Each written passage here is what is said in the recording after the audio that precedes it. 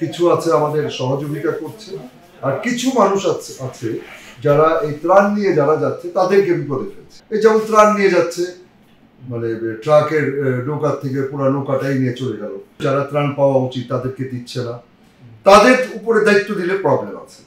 ওখানকার ছাত্রদের উপরে যদি দায়িত্ব দেওয়া হয় তাহলে সুন্দরভাবে জিনিসটা হবে।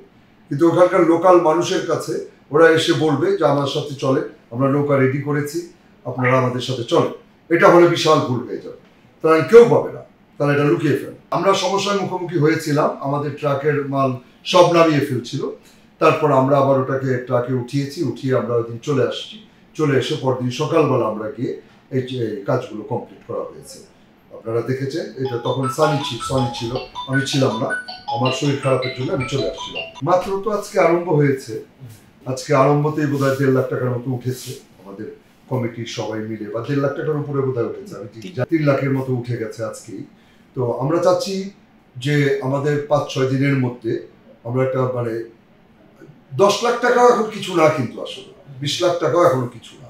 তবে 7 দিন পর আরেকটা ক্রাইসিস কিন্তু আরম্ভ হবে। এখন মনে করেন যারা ত্রাণ পাচ্ছে, এই ত্রাণটা 3 দিন বা 4 দিনের মধ্যে শেষ হয়ে যাবে। তারপরেও তো তাদের লাগবে, তাদেরকে লাগবে, তাই না? আবার তাদের খাওয়া লাগবে। কারণ এখন যেমন মনে করেন যাদের ধান ক্ষেত আছে, যারা মনে করেন সবজি চাষি ছিল, এগুলো তো সব বিনষ্ট হয়ে গেছে। এটা তো 4-5 মাস আগে তো আর এগুলি হচ্ছে না।